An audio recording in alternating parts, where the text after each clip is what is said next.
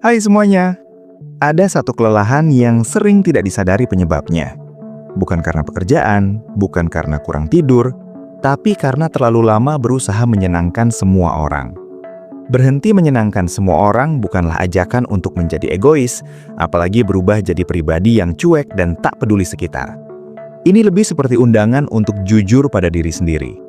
Karena terlalu sering hidup dijalani dengan menebak-nebak perasaan orang lain sambil mengabaikan suara hati sendiri. Banyak dari kita tumbuh dengan keyakinan bahwa menjadi orang baik berarti selalu bisa mengerti, selalu mengalah, selalu siap, dan selalu ada. Pelan-pelan, tanpa sadar, hidup berubah menjadi panggung panjang tempat kita memainkan peran yang disukai banyak orang, tapi lupa bertanya apakah peran itu masih kita inginkan. Kita tersenyum saat sebenarnya lelah, mengangguk saat hati menolak, dan berkata tidak apa-apa, padahal ada bagian diri yang sudah terlalu penuh. Awalnya terlihat mulia, tapi lama-lama terasa menguras. Yang paling menyedihkan, seringkali orang lain tidak benar-benar meminta kita sejauh itu. Kitalah yang menaruh beban tersebut pada diri sendiri karena takut ditolak, takut mengecewakan, atau takut tidak lagi dianggap baik. Budaya menyenangkan semua orang sering dimulai sejak kecil. Banyak dari kita dibiasakan untuk menjadi anak yang penurut, tidak membantah, tidak membuat masalah, dan selalu menjaga perasaan orang lain. Dari situ, terbentuk pola bahwa penerimaan datang ketika kita menyesuaikan diri, bukan ketika kita menjadi diri sendiri. Saat dewasa, pola ini ikut terbawa ke pertemanan, pekerjaan, bahkan hubungan paling dekat. Kita belajar membaca suasana terlalu tajam, menangkap isyarat kecil, lalu segera mengubah sikap agar tidak menimbulkan konflik. Kita jadi ahli kompromi, tapi lupa kapan harus berhenti. Ironisnya, semakin sering kita mengorbankan diri demi kenyamanan orang lain, semakin kabur batas antara mana yang kita mau dan mana yang hanya kita lakukan agar disukai. Hidup terasa sibuk tapi hampa, ramai tapi kesepian. Banyak orang ada di sekitar, tapi sedikit yang benar-benar mengenal siapa diri kita sebenarnya. Ada momen ketika kita mulai sadar bahwa usaha menyenangkan semua orang tidak pernah benar-benar selesai.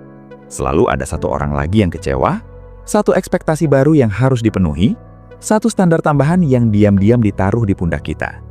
Kita bisa menghabiskan seumur hidup berlari mengejar persetujuan dan tetap merasa kurang. Di titik ini, kelelahan emosional biasanya muncul. Bukan lelah fisik, tapi lelah yang sulit dijelaskan.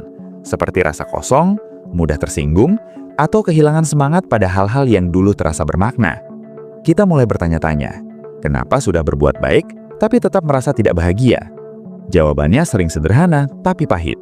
Karena kebaikan yang terus dipaksakan tanpa kejujuran pada diri sendiri, lama-lama berubah menjadi penyangkalan diri. Berhenti menyenangkan semua orang berarti berani menerima kenyataan bahwa tidak semua orang akan suka, setuju, atau nyaman dengan pilihan kita. Dan itu wajar. Kita hidup di dunia yang penuh perbedaan nilai, pengalaman, dan harapan. Mengharapkan semua orang senang dengan keputusan kita sama tidak realistisnya dengan berharap hujan turun sesuai jadwal pribadi. Saat kita mulai menerima hal ini, ada rasa lega yang pelan-pelan muncul. Bukan karena hidup jadi mudah, tapi karena kita berhenti memikul beban yang bukan tanggung jawab kita. Kita belajar bahwa perasaan orang lain adalah urusan mereka, dan perasaan kita juga layak diperhatikan. Menjaga diri sendiri bukan berarti mengabaikan orang lain, melainkan memastikan bahwa hubungan yang terjalin tidak dibangun di atas pengorbanan sepihak. Saat mulai berhenti menyenangkan semua orang, biasanya muncul rasa bersalah. Ini wajar, karena selama ini kita terbiasa mengukur nilai diri dari seberapa puas orang lain terhadap kita. Ketika pertama kali berkata tidak, atau memilih diam daripada menjelaskan panjang lebar, hati mungkin tidak enak. Pikiran mulai berisik, takut dianggap berubah, takut dibilang egois, takut kehilangan kedekatan. Namun disinilah pentingnya membedakan antara rasa bersalah karena benar-benar menyakiti orang lain dan rasa bersalah karena melanggar pola lama yang tidak sehat. Yang kedua ini seringkali hanya tanda bahwa kita sedang bertumbuh, kita sedang belajar menata ulang batas, dan setiap perubahan pasti terasa canggung di awal.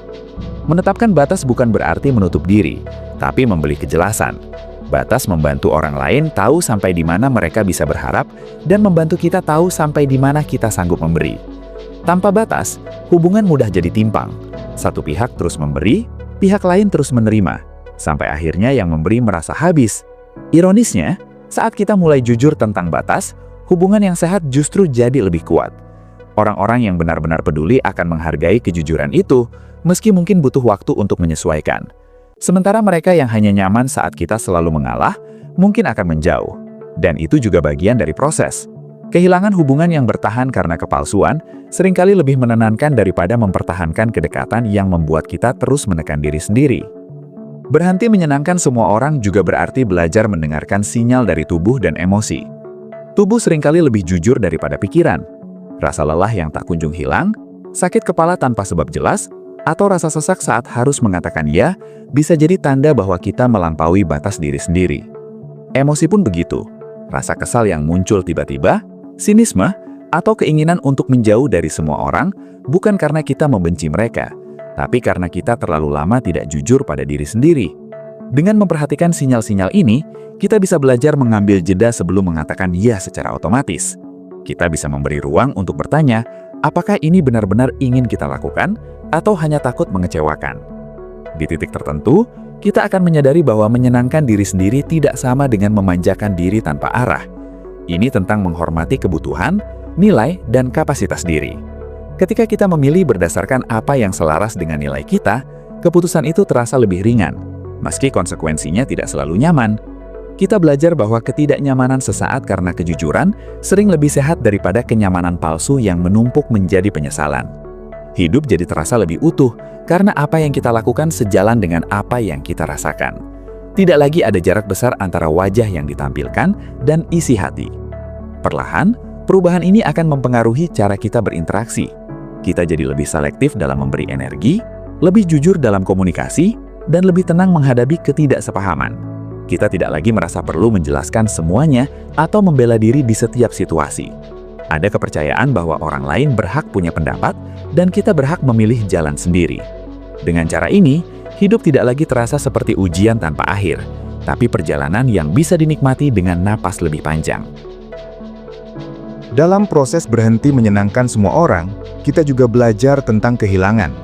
Ada relasi yang berubah jarak, ada dinamika yang tidak lagi sama, dan ada versi diri lama yang harus dilepaskan.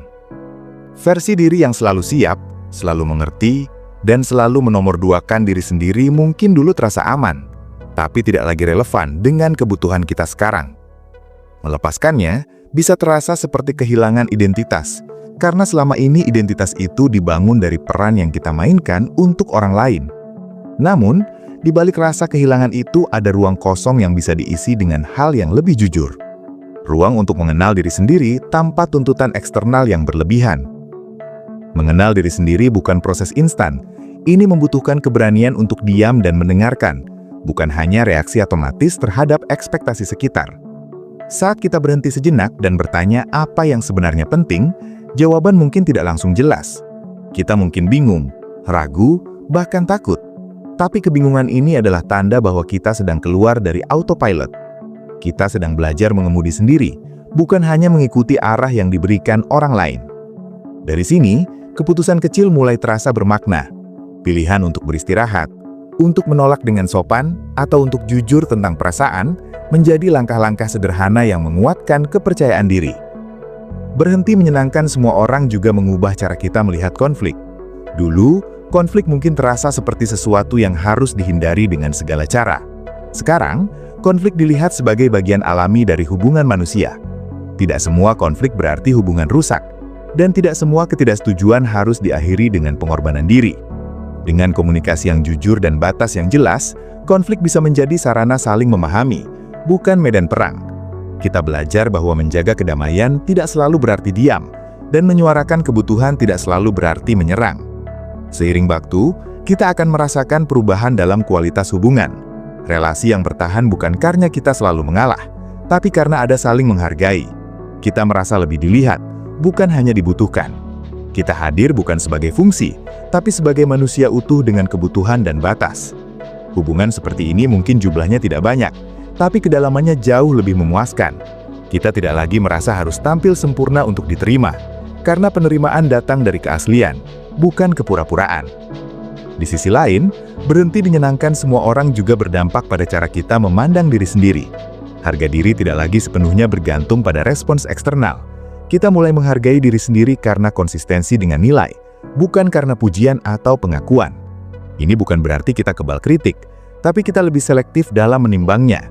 Kritik yang membangun bisa diterima, sementara penilaian yang tidak relevan tidak lagi menghancurkan. Ada ketenangan yang muncul ketika kita tahu bahwa nilai diri tidak mudah digoyahkan oleh pendapat yang berubah-ubah. Pada akhirnya, berhenti menyenangkan semua orang adalah proses kembali ke rumah, ke diri sendiri. Ini bukan perjalanan yang selalu mulus, tapi penuh pembelajaran. Kita belajar bahwa menjadi baik tidak harus berarti mengorbankan diri, dan menjadi jujur tidak harus berarti menyakiti. Ada cara untuk bersikap tegas sekaligus empatik. Ada cara untuk mengatakan tidak tanpa rasa bersalah berlebihan. Semua ini membutuhkan latihan, kesabaran, dan keberanian untuk menghadapi ketidaknyamanan sementara.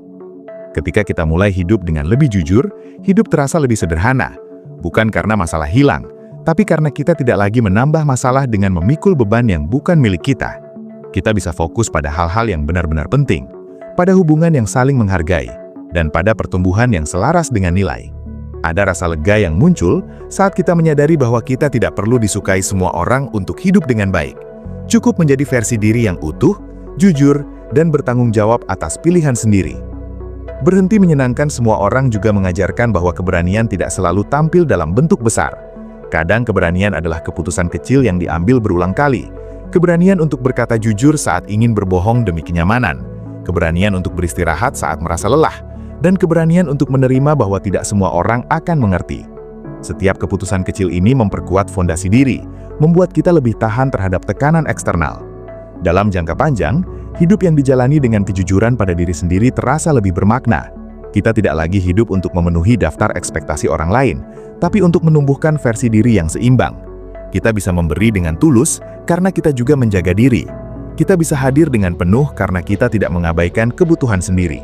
Inilah bentuk kebaikan yang berkelanjutan, bukan kebaikan yang menguras. Mungkin dunia tidak akan langsung berubah saat kita berhenti menyenangkan semua orang. Akan ada yang kecewa, ada yang salah paham, dan ada yang menjauh. Tapi akan ada juga ruang baru untuk kedekatan yang lebih sehat, untuk ketenangan batin yang lebih dalam, dan untuk hidup yang terasa lebih milik kita sendiri. Pada akhirnya, hidup bukan tentang seberapa banyak orang yang kita buat senang, tapi seberapa jujur kita menjalani peran sebagai diri sendiri. Dan dari kejujuran itulah, hubungan yang lebih sehat, hidup yang lebih ringan, dan kedamaian yang lebih nyata bisa tumbuh. Seringkali kita baru benar-benar menyadari betapa melelahkannya hidup untuk menyenangkan semua orang ketika tubuh dan pikiran mulai protes bersamaan. Bangun tidur rasanya sudah capek, padahal belum melakukan apapun. Pikiran penuh, tapi sulit fokus. Hati mudah tersinggung, namun bingung kenapa. Di fase ini, banyak dari kita justru menyalahkan diri sendiri, merasa kurang kuat, kurang sabar, atau kurang bersyukur. Padahal yang terjadi bukan kelemahan, melainkan sinyal bahwa selama ini kita terlalu sering mendahulukan orang lain tanpa jeda untuk diri sendiri. Kita terbiasa menyesuaikan diri sampai lupa bahwa diri kita juga manusia dengan batas. Dan ketika batas itu dilanggar terus-menerus, dampaknya bukan hanya emosional, tapi juga fisik dan mental. Dalam keseharian, kebiasaan menyenangkan semua orang sering menyamar dalam bentuk yang terlihat normal. Membalas chat meski sudah lelah, datang ke acara yang tidak diinginkan demi menjaga perasaan, mengerjakan tugas tambahan meski sebenarnya sudah kewalahan, atau mendengarkan keluh kesah orang lain tanpa ruang untuk cerita sendiri. Semua itu terlihat sepele. Tapi jika terjadi terus-menerus, ia menumpuk menjadi tekanan yang tidak terlihat. Kita jarang sadar bahwa setiap kali mengabaikan kebutuhan sendiri, ada harga yang dibayar, meski tidak langsung terasa. Harga itu bisa berupa kelelahan kronis, kehilangan arah, atau perasaan hampa yang sulit dijelaskan. Berhenti menyenangkan semua orang menuntut kejujuran radikal, terutama pada diri sendiri. Kejujuran untuk mengakui bahwa kita tidak selalu kuat, tidak selalu ingin, dan tidak selalu mampu. Ini bukan pengakuan yang mudah, karena bertentangan dengan citra diri yang selama ini dibangun. Kita mungkin dikenal sebagai orang yang bisa diandalkan, selalu ada, atau selalu mengerti. Melepaskan peran ini bisa terasa seperti mengkhianati identitas sendiri, namun justru disitulah letak pertumbuhannya. Identitas yang sehat bukan dibangun dari pengorbanan tanpa batas, melainkan dari keselarasan antara apa yang kita rasakan, pikirkan, dan lakukan. Ketika kita mulai jujur, hidup mungkin terasa lebih sunyi di awal. Ada waktu-waktu ketika kita tidak lagi sibuk memenuhi ekspektasi orang lain, tapi belum tahu apa yang ingin kita lakukan untuk diri sendiri. Kesunyian ini sering disalahartikan sebagai kesepian, padahal sebenarnya ia ruang. Ruang untuk mengenal ulang diri yang selama ini tertutup oleh kebisingan tuntutan eksternal. Di ruang inilah kita bisa mulai bertanya, apa yang benar-benar penting, apa yang bisa dilepas, dan apa yang ingin dijaga. Pertanyaan-pertanyaan ini tidak harus dijawab cepat. Prosesnya pelan, tapi jujur. Seiring waktu, kita akan menyadari bahwa tidak semua orang menuntut kita sejauh yang kita bayangkan. Banyak ekspektasi ternyata hanya asumsi yang tumbuh dari ketakutan sendiri. Saat kita berhenti mengiyakan semuanya, dunia tidak runtuh. Orang-orang mungkin kaget, tapi sebagian akan menyesuaikan. Dan dari situ kita belajar bahwa kita tidak bertanggung jawab atas semua reaksi orang lain. Tanggung jawab kita adalah bersikap jelas, jujur, dan menghormati diri sendiri tanpa merendahkan orang lain. Berhenti menyenangkan semua orang juga mengubah cara kita memandang keberhargaan diri. Selama ini mungkin tanpa sadar, kita mengaitkan nilai diri dengan seberapa berguna kita bagi orang lain. Ketika dibutuhkan, kita merasa berarti. Ketika tidak dicari, kita merasa tidak penting. Pola ini membuat harga diri naik turun tergantung situasi eksternal. Padahal keberhargaan diri seharusnya tidak ditentukan oleh seberapa sibuk kita melayani kebutuhan orang lain. Kita berharga bukan karena selalu ada, tapi karena kita ada sebagai manusia dengan nilai, pikiran, dan perasaan. Perubahan cara pandang ini tidak instan. Akan ada momen ketika kita merasa bersalah karena memilih diri sendiri. Ada suara di kepala yang berkata bahwa kita egois, tidak peduli, atau berubah. Suara ini seringkali adalah sisa-sisa pola lama yang belum sepenuhnya dilepaskan. Alih-alih melawan suara itu dengan keras, kita bisa belajar mendengarkannya dengan tenang, lalu bertanya, apakah memilih diri sendiri selalu berarti menyakiti orang lain? Jawabannya seringkali tidak. Banyak keputusan yang terlihat egois di permukaan sebenarnya adalah bentuk perawatan diri yang sehat. Dalam hubungan, berhenti menyenangkan semua orang membantu kita melihat siapa yang benar-benar hadir untuk diri kita, bukan hanya untuk manfaat yang kita berikan. Relasi yang sehat memberi ruang untuk saling menolak, saling lelah, dan saling jujur. Jika sebuah hubungan hanya bertahan ketika kita selalu mengalah, hubungan itu mungkin lebih bergantung pada peran daripada kehadiran kita sebagai manusia. Melepaskan relasi seperti ini memang tidak mudah, tapi seringkali perlu untuk memberi ruang bagi hubungan yang lebih seimbang. Di titik tertentu, kita akan merasakan perbedaan kualitas hidup, bukan karena hidup menjadi sempurna, tapi karena kita tidak lagi terus-menerus berperang dengan diri sendiri. Kita tidak lagi memaksakan senyum ketika ingin diam, atau mengiyakan sesuatu yang jelas-jelas tidak sanggup. Energi yang sebelumnya habis untuk menebak-nebak perasaan orang lain, kini bisa digunakan untuk hal yang lebih bermakna. Kita bisa lebih hadir dalam percakapan, lebih fokus dalam pekerjaan, dan lebih tulus dalam memberi, karena pemberian itu datang dari pilihan, bukan paksaan. Berhenti menyenangkan semua orang juga membantu kita memahami bahwa konflik bukan musuh. Selama ini, mungkin kita menghindari konflik karena takut kehilangan kedekatan.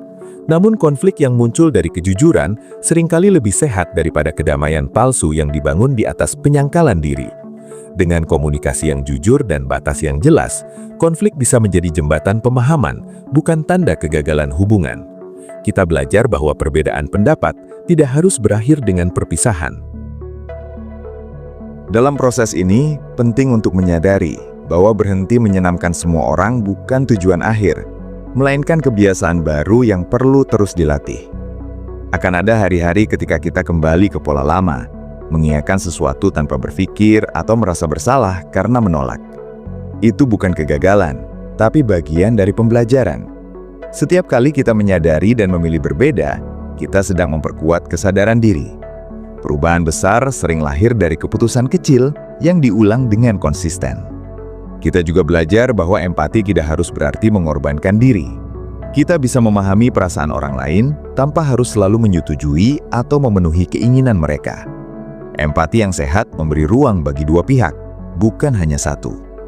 Ketika kita mampu berkata tidak dengan tenang, tanpa marah atau membela diri berlebihan, kita sedang mempraktikkan empati yang dewasa. Kita menghormati perasaan orang lain, sekaligus menghormati batas diri sendiri. Berhenti menyenangkan semua orang membuat kita lebih peka terhadap kebutuhan sendiri.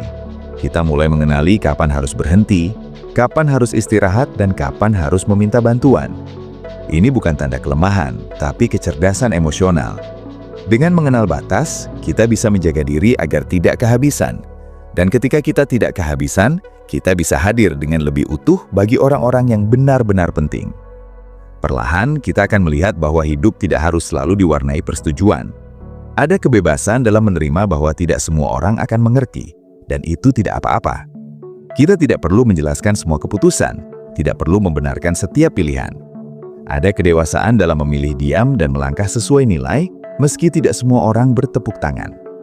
Kedewasaan ini membawa ketenangan yang sulit didapat ketika hidup sepenuhnya diarahkan oleh opini eksternal. Di fase ini, kita mungkin mulai merasakan hubungan yang lebih jujur dengan diri sendiri. Kita tahu apa yang membuat kita lelah dan apa yang memberi energi. Kita lebih berani mengatakan apa yang dirasakan, bukan untuk memancing simpati, tapi untuk menjaga kejelasan. Hidup menjadi lebih sederhana karena kita tidak lagi terus-menerus berperan.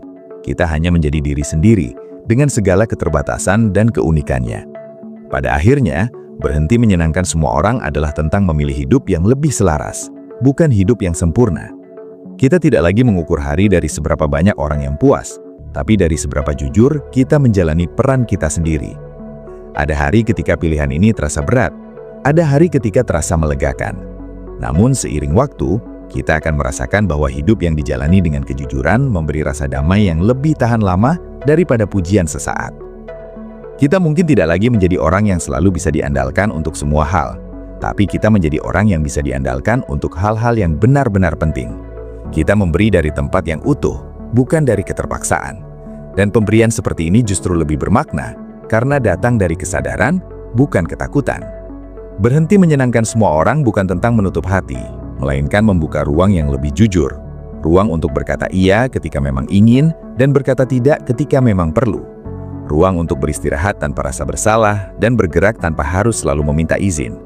Di ruang inilah kita bisa bertumbuh, bukan sebagai versi diri yang disukai semua orang, tapi sebagai versi diri yang kita hargai sendiri. Ketika kita mulai menghargai diri sendiri, cara kita hadir di dunia pun berubah. Kita tidak lagi datang dengan kecemasan akan penolakan, tapi dengan ketenangan akan pilihan. Kita tahu bahwa nilai diri tidak ditentukan oleh seberapa banyak orang yang senang, melainkan oleh seberapa konsisten kita hidup sesuai nilai. Dari sinilah hubungan yang lebih sehat, pekerjaan yang lebih bermakna, dan hidup yang lebih ringan bisa terbentuk. Mungkin dunia akan tetap penuh tuntutan, dan orang-orang akan tetap punya harapan. Tapi kita kini tahu bahwa tidak semua tuntutan harus dipenuhi, dan tidak semua harapan harus dipikul. Kita berhak memilih mana yang layak diberi energi dan mana yang perlu dilepas. Dan dalam pilihan-pilihan itulah, kita menemukan kebebasan yang selama ini dicari. Ada fase di mana berhenti menyenangkan semua orang membuat kita terlihat berubah di mata sekitar. Dulu mudah diajak, sekarang sering menimbang. Dulu cepat mengiyakan, sekarang kadang diam dulu. Perubahan ini sering disalahpahami sebagai sikap dingin atau menjauh. Padahal yang berubah bukan kepedulian, melainkan kesadaran. Kita mulai paham bahwa energi itu terbatas dan tidak semua hal layak mendapat porsi yang sama. Kesadaran ini tidak datang dari keinginan untuk menolak orang lain, tapi dari kebutuhan untuk bertahan secara mental dan emosional. Ketika kita terus memberi tanpa batas, yang rusak bukan hanya diri sendiri, tapi juga kualitas relasi yang dijalani. Berhenti menyenangkan semua orang juga mengajarkan bahwa rasa nyaman tidak selalu berarti benar. Ada banyak situasi di mana kita merasa nyaman karena tidak ada konflik, tapi kenyamanan itu dibayar dengan penekanan diri. Kita menelan pendapat sendiri, memendam ketidaksetujuan, dan membiarkan batas dilanggar demi menjaga suasana tetap aman. Dalam jangka pendek, ini terasa efektif. Tapi dalam jangka panjang, kenyamanan semacam ini melahirkan jarak emosional. Kita hadir secara fisik, tapi absen secara batin. Kita bersama orang lain, tapi tidak benar-benar ada. Saat kita mulai berani jujur, mungkin suasana menjadi sedikit canggung. Ada jeda dalam percakapan, ada ekspresi bingung, ada respons yang tidak seperti biasanya. Ini wajar, karena orang-orang juga sedang menyesuaikan diri dengan versi kita yang baru. Di titik ini penting untuk tidak tergesa-gesa kembali ke pola lama hanya demi menghindari kecanggungan. Kecanggungan adalah bagian dari transisi. Jika kita bertahan dengan kejujuran, perlahan hubungan akan menemukan bentuk baru, entah menjadi lebih sehat atau perlahan merenggang dengan sendirinya. Berhenti menyenangkan semua orang juga membuka mata bahwa tidak semua kedekatan didasari keintiman emosional. Ada hubungan yang bertahan karena kebiasaan, karena peran, atau karena kita selalu tersedia. Ketika kita berhenti selalu ada, hubungan semacam ini diuji. Ada yang tetap bertahan karena adanya rasa saling menghargai. Ada juga yang menghilang karena tidak lagi mendapatkan apa yang diharapkan. Kehilangan yang terakhir ini sering terasa menyakitkan, tapi juga membebaskan. Kita tidak lagi mempertahankan hubungan yang membuat kita harus terus mengecilkan diri. Dalam proses ini kita belajar membedakan antara membantu dan menyelamatkan. Membantu berarti memberi dukungan tanpa kehilangan diri. Menyelamatkan berarti memikul tanggung jawab yang bukan milik kita. Banyak dari kita terjebak dalam peran penyelamat karena ingin merasa dibutuhkan atau takut melihat orang lain kecewa. Padahal, dengan terus menyelamatkan, kita justru menghalangi orang lain untuk bertumbuh. Berhenti menyenangkan semua orang membantu kita melepaskan peran ini dan membiarkan setiap orang bertanggung jawab atas hidupnya sendiri. Ada juga pelajaran penting tentang waktu. Selama ini, waktu kita sering habis untuk memenuhi agenda orang lain, sementara agenda diri sendiri terus ditunda. Kita berkata nanti pada hal-hal yang penting bagi diri, dan berkata sekarang pada permintaan yang datang dari luar. Lama-lama hidup terasa seperti milik orang lain. Berhenti menyenangkan semua orang membuat kita lebih sadar kemana waktu kita pergi, dan apakah penggunaan waktu itu selaras dengan nilai yang kita pegang. Kita mulai berani memilih, bukan hanya mengikuti arus. Dengan memilih, kita juga belajar menerima konsekuensi. Tidak semua pilihan akan disambut hangat. Ada keputusan yang membuat orang lain tidak senang, dan itu bagian dari hidup dewasa. Kedewasaan bukan tentang membuat semua orang nyaman, tapi tentang bertanggung jawab atas pilihan sendiri. Ketika kita menerima konsekuensi tanpa menyalahkan diri secara berlebihan, kita sedang membangun kepercayaan pada diri sendiri. Kepercayaan ini penting, karena tanpanya, kita akan terus mencari validasi dari luar. Berhenti menyenangkan semua orang juga membuat kita lebih peka terhadap motivasi di balik tindakan. Kita mulai bertanya, apakah kita melakukan ini karena ingin atau karena takut? Apakah keputusan ini datang dari nilai atau dari kebutuhan untuk diterima? Pertanyaan-pertanyaan ini membantu kita bertindak lebih sadar. Kita tidak lagi bergerak secara otomatis, tapi dengan pertimbangan. Hidup jadi terasa lebih intensional, meski tidak selalu mudah. Dalam hubungan yang sehat, versi diri yang lebih jujur ini justru menciptakan kedekatan yang lebih dalam. Kita tidak lagi berinteraksi dari topeng, tapi dari keaslian. Kita bisa tertawa, berbeda pendapat, bahkan kecewa, tanpa harus takut ditinggalkan. Kedekatan seperti ini mungkin tidak instan, tapi jauh lebih kokoh. Ia dibangun di atas saling pengertian, bukan saling tuntut. Berhenti menyenangkan semua orang juga memberi ruang untuk kesalahan. Kita tidak lagi merasa harus selalu benar atau sempurna agar diterima. Kita bisa mengakui ketidaktahuan, mengubah pendapat, dan belajar dari pengalaman. Ketika tekanan untuk menyenangkan hilang, proses belajar menjadi lebih ringan. Kita tidak lagi takut gagal, karena kegagalan tidak otomatis berarti penolakan. Dalam keseharian, perubahan ini mungkin terlihat sederhana, tapi dampaknya besar. Kita mulai membalas pesan saat memang sanggup, bukan karena merasa wajib. Kita memilih hadir di acara yang benar-benar ingin dihadiri, bukan karena takut dibilang tidak peduli. Kita belajar beristirahat tanpa perlu alasan panjang. Semua ini bukan bentuk kemalasan, tapi perawatan diri. Dengan merawat diri, kita menjaga kapasitas untuk tetap terhubung dengan dunia tanpa kehilangan diri sendiri. Berhenti menyenangkan semua orang juga mengubah cara kita menghadapi kritik. Dulu, kritik mungkin langsung kita terima sebagai kebenaran mutlak. Sekarang, kita belajar memilah. Ada kritik yang membangun dan layak dipertimbangkan, ada pula yang lebih mencerminkan ekspektasi atau kekecewaan orang lain. Dengan memilah, kita tidak lagi mudah goyah. Kita bisa mendengarkan tanpa harus mengubah diri secara drastis hanya demi menghindari ketidaknyamanan. Seiring waktu, kita akan merasakan bahwa ketenangan batin tidak datang dari persetujuan, tapi dari konsistensi. Konsistensi antara apa yang kita yakini dan apa yang kita lakukan.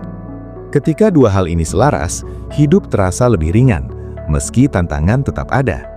Kita tidak lagi berperang dengan diri sendiri, karena keputusan yang diambil tidak bertentangan dengan nilai yang dipegang. Berhenti menyenangkan semua orang juga membantu kita lebih menghargai kesendirian. Kesendirian tidak lagi dipandang sebagai tanda kegagalan sosial, tapi sebagai waktu untuk mengisi ulang. Dalam kesendirian, Kita bisa mendengar suara hati tanpa gangguan. Kita bisa memproses emosi, merenung, dan memahami diri dengan lebih jujur. Dari sinilah, kehadiran kita di tengah orang lain menjadi lebih utuh. Di fase ini, kita mungkin menyadari bahwa hidup tidak harus selalu ramai untuk bermakna. Ada keindahan dalam hidup yang dijalani dengan ritme sendiri. Kita tidak lagi terburu-buru mengikuti standar kebahagiaan orang lain. Kita mulai mendefinisikan ulang apa arti hidup yang cukup, hidup yang sehat, dan hidup yang bermakna bagi diri sendiri. Pada akhirnya, berhenti menyenangkan semua orang adalah perjalanan panjang menuju kebebasan batin. Kebebasan untuk menjadi diri sendiri tanpa harus terus meminta izin. Kebebasan untuk memilih tanpa rasa bersalah berlebihan. Kebebasan untuk hidup dengan sadar, bukan sekadar bereaksi. Kebebasan ini tidak datang tiba-tiba, tapi dibangun dari keberanian kecil yang diulang setiap hari. Kita mungkin tidak selalu yakin, dan itu tidak apa-apa. Ketidakpastian adalah bagian dari proses. Yang penting, kita terus kembali pada kejujuran. Kejujuran pada diri sendiri tentang apa yang kita rasakan, butuhkan, dan mampu. Dari kejujuran ini, keputusan-keputusan yang lebih sehat akan muncul dengan sendirinya. Berhenti menyenangkan semua orang bukan tentang menjadi keras, tapi menjadi jelas. Jelas tentang batas, jelas tentang nilai, dan jelas tentang arah. Dengan kejelasan ini, hidup tidak lagi terasa seperti beban yang harus ditanggung sendirian. Kita tahu kapan harus melangkah, kapan harus berhenti, dan kapan harus melepaskan. Mungkin tidak semua orang akan memahami perjalanan ini. Ada yang akan tetap melihat kita sebagai berubah, menjauh, atau tidak seperti dulu. Tapi, kita tahu bahwa perubahan ini bukan kehilangan, melainkan pertumbuhan. Kita tidak meninggalkan kebaikan, kita hanya mengubah cara menyalurkannya agar tidak mengorbankan diri. Dan di titik ini, kita bisa berkata dengan tenang bahwa menyenangkan semua orang bukan lagi tujuan. Tujuan kita adalah hidup yang jujur, seimbang, dan selaras. Dari situlah, kebaikan yang lebih tulus, hubungan yang lebih sehat, dan kedamaian yang lebih nyata bisa tumbuh.